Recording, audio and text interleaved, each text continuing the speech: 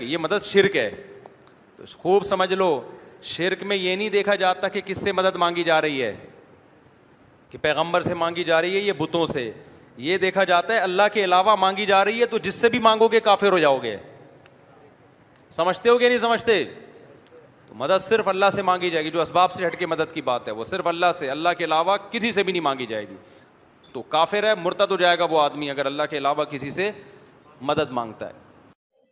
کہ ہم لوگ کہتے ہیں کہ اللہ رب العالمین کے برگزیدہ بندوں سے فیض و برکات بھی ملتے ہیں، وہ مسائل کو بھی حل کرتے ہیں، اور مشکل وقت میں ان کو پکارنا بھی جائز ہے.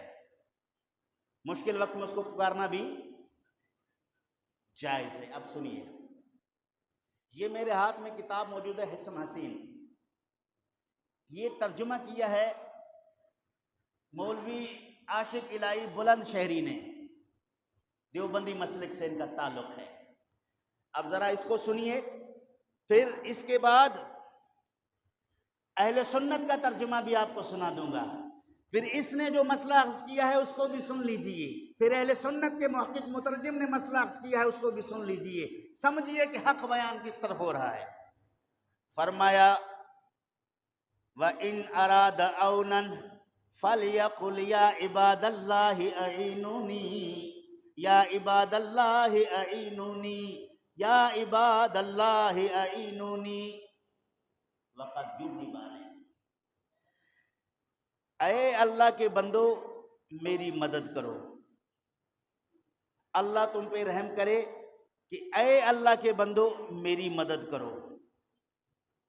اب اس کے فرماتا ہے کہ بعض روایات میں یوں ہے کہ جب مدد کا ارادہ کرے، خواہ کسی قسم کی مدد کی ضرورت ہو تو یوں پکارے یا عباد اللہ اعینونی یا عباد اللہ اعینونی، اے اللہ کے بندو میری مدد کو پہنچو.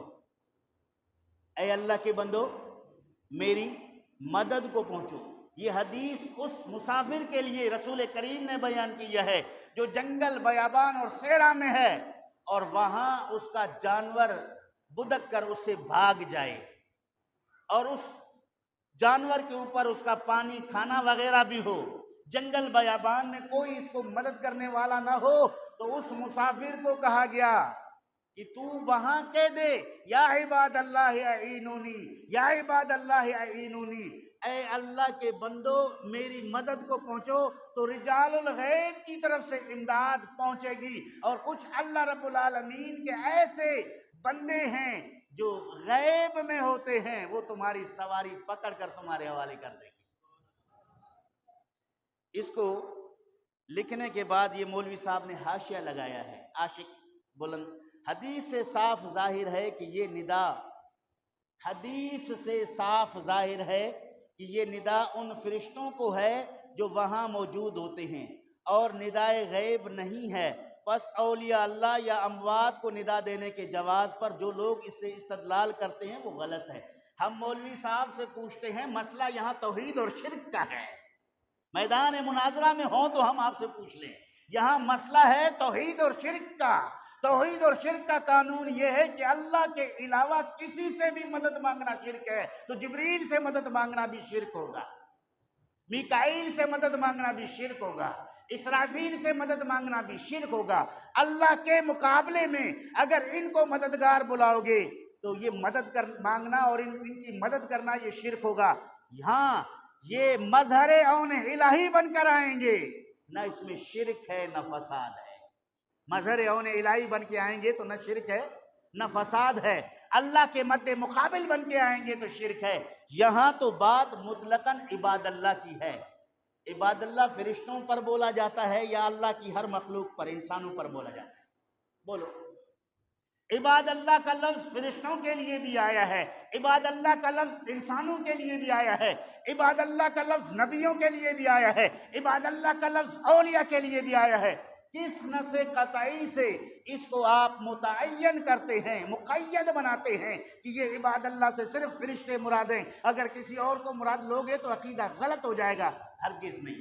آئیے ذرا اس کی وضاحت اہل سنت سے سن لیں. یہی کتاب ہے، یہی کتاب ہے، کتاب سیم یہی ہے.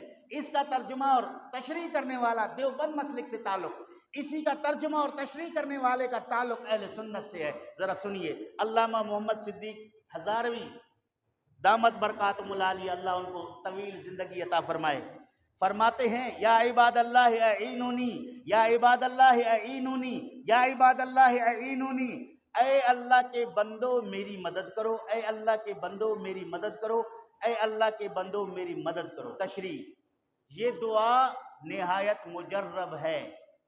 عباد اللہ سے مراد رجال غیب یعنی ابدال، کیا؟ ابدال، ملائکہ یا مسلمان جنات ہیں۔ ابدال انسانوں میں ولایت کے مقام پر فائز اولیاء اللہ کی ایک جماعت ہے، ملائکہ اللہ کے ولی اور مسلمان جنات جو جنگل بیابان میں ہوتے ہیں وہ آپ کی مدد کریں گے، یا عباد اللہ اعینونی پکارو۔ اور اس کے بعد فرماتے ہیں معلوم ہوا کہ اللہ کے بندوں سے مدد مانگنا جائز ہے، معلوم ہوا کہ اللہ کے بندوں سے مدد مانگنا جائز ہے، چونکہ نبی پاک نے کہا یا عباد اللہ اعینونی بولو، اللہ کے بندے تمہاری مدد کریں گے۔ اگر ناجائز ہوتا تو نبی کبھی بھی ناجائز راستہ تو نہیں دکھاتا نا، جائز راستہ بتاتا ہے، جائز حکم ارشاد فرماتا ہے، اور اس کے بعد فرماتا ہے آگے، لیکن خیال رہے، خامخواہ اہل سنت پہ فتوی بازی نہ کرو، ذرا اہل سنت کی کتب کا مطالعہ بھی کرو۔ خیال رہے کہ حقیقی مددگار اللہ تعالیٰ کی ذات ہے۔ حقیقی مددگار کون ہے؟ اونچی آواز میں کہہ دو، کون ہے؟ مشرک پھر ہم کیسے ہوئے؟ حقیقی مددگار اللہ تعالیٰ کی ذات ہے، اور اس کے بندے اس کی دی ہوئی طاقت اور اس کے حکم سے اس کی امداد کا وسیلہ اور ذریعہ بنتے ہیں۔ کتنا واضح، صاف شفاف اہل سنت کا عقیدہ اور نظریہ ہے۔ اس عقیدے کے ساتھ اولیاء کرام سے استمداد شریعت کے خلاف نہیں بلکہ عین شریعت ہے، اور اس کو شرک اور بدعت سے موسوم کرنا لا علمی ہے۔ پتہ چلا کہ عاشق الہی بلند شہری عقیدہ اہل سنت سے لا علم ہے، اور بلکہ اکابرین امت کے عقائد سے بھی لا علم ہے، اس وجہ سے اس نے یہ بات کی ہے۔ ذرا سنیے میں نے یہ کیوں کہا۔ یہ میرے ہاتھ میں کتاب موجود ہے، بستان المحدثین، شاہ عبدالعزیز صاحب محدث دہلوی رحمۃ اللہ علیہ کی۔ اس کا ترجمہ کیا مولانا عبدالسمیع صاحب دیوبندی نے فارسی سے۔ یہ پہلی بار چھپا ہے مئی 1970، مئی 1970 کا ایڈیشن میرے پاس موجود ہے، فارسی اور اردو دونوں کالم اس کے اندر موجود ہیں، اور یہ 1970 میں یہ کتاب چھپی ہے، اب 2024 ہے، یعنی 54 سال یہ پرانا ترجمہ ہے جو میں آج آپ کو سنا رہا ہوں۔ اور اس کے صفحہ نمبر 321 اور 332 میں حضرت شیخ زروق رحمت اللہ تعالی علیہ کے اشعار ہیں، آپ سنیے وہ کیا کہتے ہیں۔